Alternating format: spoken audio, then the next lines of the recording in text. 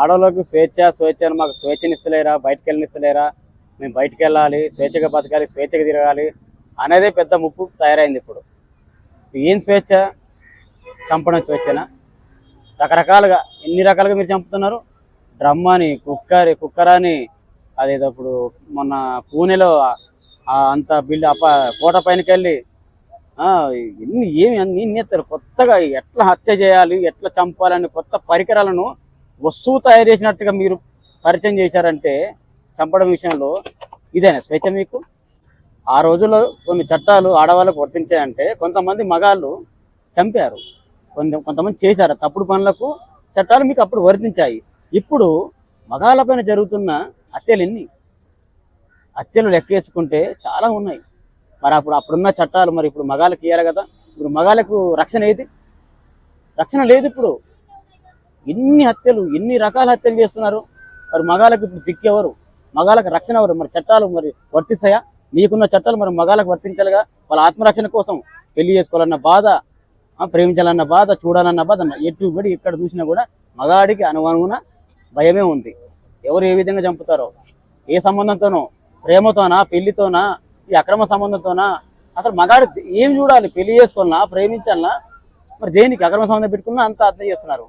ఈ హత్యలు చేసుకుంటూ పోతే మగానికి చట్టపరమైన న్యాయాలు ఏ విధంగా ఉన్నాయి?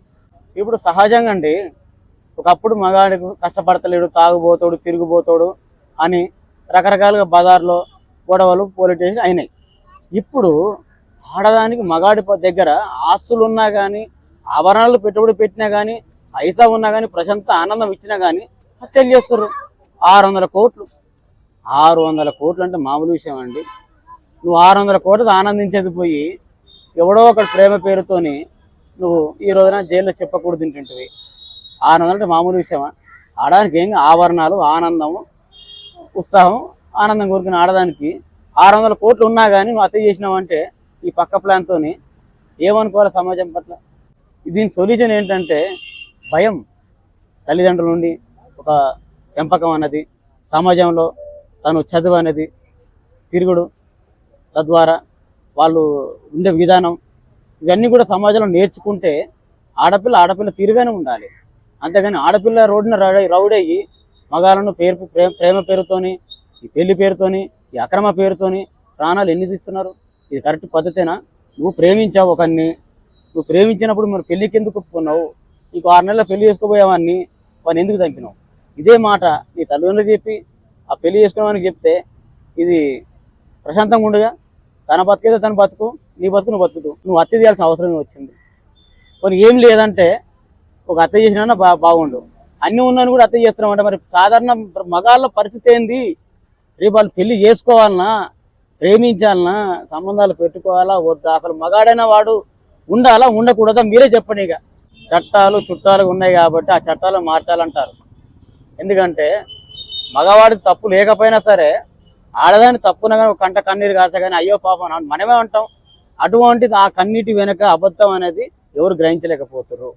మగాడైన వాడు ఏడవాడు, చెప్పుకోలేడు. మగాడు కదా, ఏమనంటే మగాడు ఎవరా నువ్వు చెప్పుకుంటావురా, సిగ్గు లేదురా, ఈ రకంగా అంటారు. నలుగురిలో పరుగు పోతురా, నువ్వు మగాడిరా, నువ్వు మగ పుట్టినావురా అని మళ్ళీ వారికి మీదనే అంటారు.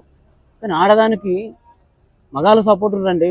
మరి మగాడు సపోర్ట్ ఉంటే మరి మగాడికి ఎందుకు అన్యాయం జరుగుతుంది? మగాడి పక్షాన మాట్లాడేవాడు ఉంటాడా? 10 మందిలో ఒక ఆడపిల్ల తప్పు ఒక దెబ్బ కొట్టాడు అనుకో రోడ్డు మీద, ఆడదాంట్లో ఎంతమంది మగాళ్ళు వస్తారు? మరి మగాడి దగ్గర ఏమైందని అడుగుతారా? మగాడిని దెబ్బలు వేస్తారు కలిసి. మరి ఇదేం అన్యాయం? అంటే ఆడదాని తప్పున్నా కానీ మగాడు మాత్రం దెబ్బలు తినాలా, శిక్ష పడాలా, సావాలా, కష్టం చేయాలా, పెంచాలా, పోషించాలా, ఆఖరికి మగాడి జీవితం మాత్రం అంధకారంగా అయిపోతుంది. ఇదేం న్యాయం అంటున్నా నేను.